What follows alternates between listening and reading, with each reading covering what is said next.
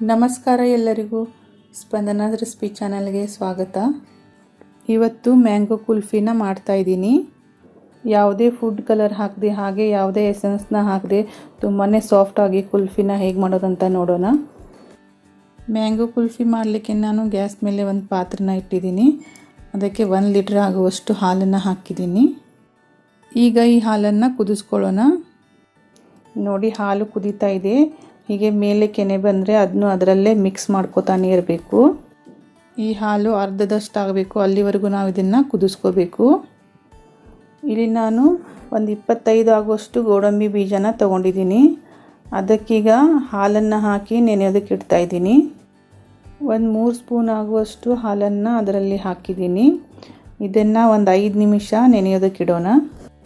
ಗೋಡಂಬಿ ನೆನೆಯವರೆಗೂ ನಾವು ಈ ಹಾಲನ್ನು ಅರ್ಧದಷ್ಟು ಕುದಿಸ್ಕೊಳ್ಳೋಣ. ನೋಡಿ, ಈ ಥರ ಸೈಡಿಗೆ ಅಂಟಿರೋ ಕೆನೆಯನ್ನು ಈ ಥರ ಸ್ಪೂನ್ ಸಹಾಯದಿಂದ ಅದರಲ್ಲೇ ಹಾಕಿ ಇದನ್ನು ಕುದಿಸ್ಕೋಬೇಕು. ಗ್ಯಾಸ್ ಎದುರಲ್ಲಿ ನಿಂತು ಈ ಹಾಲನ್ನು ಕುದಿಸ್ತಾ ಇದ್ದರೆ ಹೈ ಫ್ಲೇಮಲ್ಲಿ ಇಟ್ಟು ಕುದಿಸ್ಕೋಬೋದು, ಇಲ್ಲಾಂದರೆ ಇದನ್ನು ಲೋ ಫ್ಲೇಮಲ್ಲಿ ಇಟ್ಟು ಕುದಿಸಿ. ಈಗ ನೋಡಿ, 5 ನಿಮಿಷ ಆಗಿದೆ. ಗೋಡಂಬಿ ಚೆನ್ನಾಗಿ ನೆನೆದಿದೆ. ಇದನ್ನು ಈಗ ಮಿಕ್ಸಿ ಜಾರಲ್ಲಿ ಹಾಕಿ ಚೆನ್ನಾಗಿ ನುಣ್ಣಗೆ ಪೇಸ್ಟ್ ಥರ ರುಬ್ಕೋಬೇಕು. ಎಷ್ಟು ಹಾಲು ಬೇಕು ನೋಡಿಕೊಂಡು ಹಾಕಿ ಚೆನ್ನಾಗಿ ಇದನ್ನು ನುಣ್ಣಗೆ ರುಬ್ಕೋಬೇಕು. ಇಲ್ಲಿ ನೀವು ನೀರು ಹಾಕಿ ರುಬ್ಬೋದಕ್ಕೆ ಹೋಗಬೇಡಿ, ಹಾಲು ಹಾಕಿನೇ ರುಬ್ಬಿ. ಫ್ರೆಂಡ್ಸ್, ನೀವೇನಾದರೂ ನಮ್ಮ ಚಾನಲ್ನ ಮೊದಲೇ ಬಾರಿಗೆ ನೋಡ್ತಾ ಇದ್ದರೆ ಪ್ಲೀಸ್ ಸಬ್ಸ್ಕ್ರೈಬ್ ಮಾಡಿ. ಹಾಗೆ ಈ ವಿಡಿಯೋ ಇಷ್ಟವಾದರೆ ಒಂದು ಲೈಕ್ ಮಾಡಿ. ನೋಡಿ, ಈ ಥರ ಚೆನ್ನಾಗಿ ನುಣ್ಣಗೆ ರುಬ್ಕೋಬೇಕು. ಈಗ ಇದನ್ನು ಹಾಲಿಗೆ ಹಾಕ್ಕೊಳ್ಳೋಣ. ನೀವು ನೋಡ್ತಿರ್ಬೋದು, ಹಾಲು ಅರ್ಧದಷ್ಟು ಆಗಿದೆ. ಈಗ ಇದಕ್ಕೆ ನಾನು ಏಲಕ್ಕಿ ಪೌಡರ್ನ ಹಾಕ್ತಾಯಿದ್ದೀನಿ. ಈಗ ಒಂದು ಸ್ವಲ್ಪ ಇದನ್ನು ಚೆನ್ನಾಗಿ ಮಿಕ್ಸ್ ಮಾಡ್ಕೊಳ್ಳೋಣ. ಈಗ ಇದಕ್ಕೆ ನಾವು ರುಬ್ಬಿಟ್ಕೊಂಡಿರೋ ಗೋಡಂಬಿನ ಸೇರಿಸೋಣ. ಈಗ ಇದನ್ನು ಮತ್ತೆ ಚೆನ್ನಾಗಿ ಮಿಕ್ಸ್ ಮಾಡಿ ಕೈ ಬಿಡದೆ ಈ ಥರ ತಿರುತ್ತಾನೆ ಇರಬೇಕು. ಹೀಗೆ ಇದನ್ನು ಒಂದು 5 ನಿಮಿಷ ಕುದಿಸ್ಕೊಳ್ಳೋಣ. ಹಾಲು ಕುದೀತಾ ಇದು ಸ್ವಲ್ಪ ಗಟ್ಟಿಯಾಗುತ್ತೆ, ಅಲ್ಲಿವರೆಗೂ ನಾವು ಇದನ್ನು ಕುದಿಸ್ಕೋಬೇಕು. ನೋಡಿ, ಈ ಥರ ಸ್ವಲ್ಪ ಈಗ ಗಟ್ಟಿಯಾಗ್ತಾ ಬಂದಿದೆ.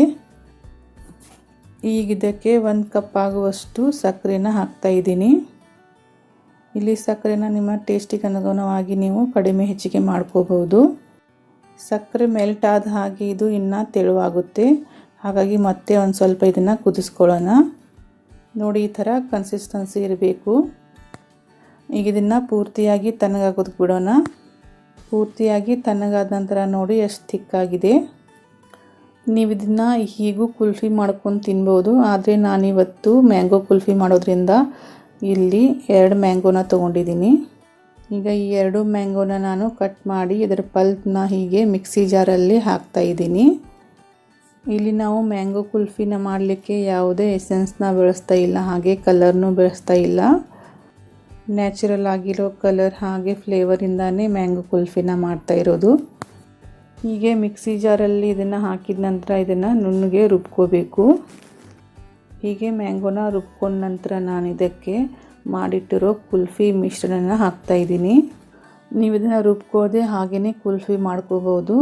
ಆದರೆ ನಾನಿಲ್ಲಿ ಸ್ವಲ್ಪ ಸ್ಮೂತಾಗಿ ಇರಲಿ ಅಂತ ಮಿಕ್ಸರಲ್ಲಿ ರುಬ್ಕೋತಾ ಇದ್ದೀನಿ.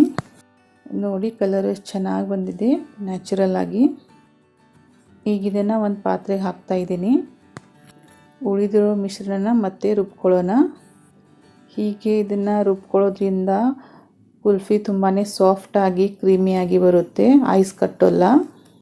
ಈಗ ಇದನ್ನು ಮತ್ತೆ ನಾನು ಅದೇ ಪಾತ್ರೆಗೆ ಹಾಕ್ತಾಯಿದ್ದೀನಿ.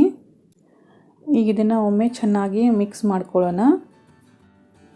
ಅಂಗಡಿಯಿಂದ ತರೋಕ್ಕಿಂತನೂ ನಾವು ಮನೆಯಲ್ಲೇ ಬೆರಳಿಕೆ ಸಾಮಗ್ರಿಯಿಂದ ಈ ಮ್ಯಾಂಗೋ ಕುಲ್ಫಿನ ತಯಾರಿಸಬಹುದು. ನೋಡಿ, ಕುಲ್ಫಿ ಮಾಡಲಿಕ್ಕೆ ನಾನು ಈ ಥರ ಒಂದು ಚಿಕ್ಕ ಡಬ್ಬನ ತೊಗೊಂಡಿದ್ದೀನಿ. ಅದರಲ್ಲಿ ಈಗ ಈ ಮಿಶ್ರಣ ಹಾಕ್ತಾಯಿದ್ದೀನಿ. ನಿಮ್ಮ ಹತ್ರ ಕುಲ್ಫಿ ಮೋಲ್ಡ್ ಇದ್ದರೆ ಅದರಲ್ಲಿನೇ ಹಾಕೋಬೋದು.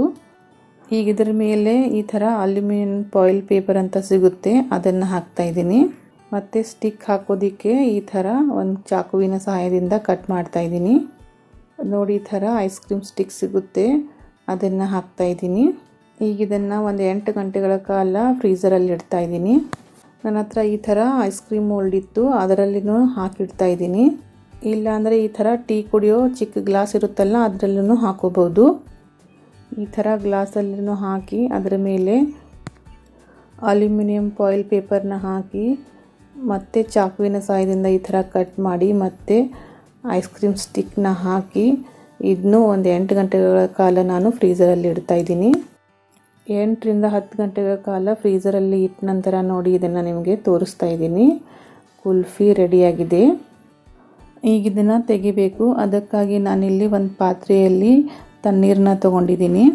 ಒಂದು 10 ಸೆಕೆಂಡ್ ನಾವು ನೀರಲ್ಲಿ ಈ ಥರ ಅದ್ದಿದ್ರೆ ಸಾಕು, ಕುಲ್ಫಿಯನ್ನು ಈಸಿಯಾಗಿ ನಾವು ತೆಗಿಬೋದು. ನೋಡಿ, ಈ ಥರ ಸ್ಟಿಕ್ಸ್ನ ಹಿಡಿದು ತಿರುವಿದ್ರೆ ಸಾಕು, ಈಸಿಯಾಗಿ ಕುಲ್ಫಿ ಬಂದುಬಿಡುತ್ತೆ. ಈಗ ಇದನ್ನು ಒಂದು ಚಾಕುವಿನ ಸಹಾಯದಿಂದ ಕಟ್ ಮಾಡ್ಕೊಳ್ಳೋಣ. ನೋಡಿ ಎಷ್ಟು ಚೆನ್ನಾಗಿ ಈಸಿಯಾಗಿ ಕಟ್ ಆಗ್ತಾಯಿದೆ ಅಂತ. ಈ ಬೇಸಿಗೆಯಲ್ಲಿ ಅದರಲ್ಲೂ ಮಾವಿನಕಾಯಿ ಸೀಸನ್ ಬೇರೆ ಸ್ಟಾರ್ಟ್ ಆಗಿದೆ. ಹೀಗೆ ಮ್ಯಾಂಗೋ ಕುಲ್ಫಿನ ನಾವು ಮನೆಯಲ್ಲೇ ಮಾಡಿದರೆ ಮಕ್ಕಳು ತುಂಬಾ ಖುಷಿಪಡ್ತಾರೆ. ಇದಕ್ಕೆ ಮೇಲೆ ಸ್ವಲ್ಪ ನಾನು ಪಿಸ್ತಾನ ಚಿಕ್ಕದಾಗಿ ಕಟ್ ಮಾಡಿ ಹಾಕ್ತಾಯಿದ್ದೀನಿ. ಪಿಸ್ತಾನ ಹಾಕೋದು ಆಪ್ಷನಲ್ಲು, ಸುಮ್ಮನೆ ಡೆಕೋರೇಷನ್ ಸಲುವಾಗಿ ನಾನಿಲ್ಲಿ ಹಾಕ್ತಾಯಿದ್ದೀನಿ. ನೋಡಿ ಎಷ್ಟು ಚೆನ್ನಾಗಿ ಸಾಫ್ಟಾಗಿ ಬಂದಿದೆ ಅಂತ. ಸ್ವಲ್ಪನೂ ಐಸ್ ಕಟ್ಟಿಲ್ಲ, ತುಂಬ ಸಾಫ್ಟಾಗಿ ಬಂದಿದೆ. ಈಗ ಗ್ಲಾಸಲ್ಲಿ ಹಾಕಿದ್ವಲ್ಲ ಅದು ಕುಲ್ಫಿನ ನಿಮಗೆ ತೆಗೆದು ತೋರಿಸ್ತಿದ್ದೀನಿ. ಎಷ್ಟು ಚೆನ್ನಾಗಿ ಬಂದಿದೆ ನೋಡಿ. ಅದು ಒಂದು 10 ಸೆಕೆಂಡ್ ನೀರಲ್ಲಿ ಅದ್ದಿ ಈ ಥರ ಸ್ಟಿಕ್ನ ತಿರುವಿದ್ರೆ ಆಯಿತು, ಈಸಿಯಾಗಿ ಕುಲ್ಫಿ ಬಂದುಬಿಡುತ್ತೆ. ನೋಡಿ, 1 ಲೀಟ್ರ್ ಹಾಲಲ್ಲಿ ನನಗೆ ಈ ಥರ 12 ಕುಲ್ಫಿನ ಮಾಡಿದ್ದೀನಿ.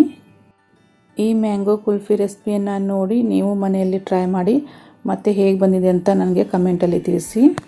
ಮತ್ತು ಬೇರೆ ರೆಸಿಪಿಯೊಂದಿಗೆ ಭೇಟಿಯಾಗೋಣ. Thank you.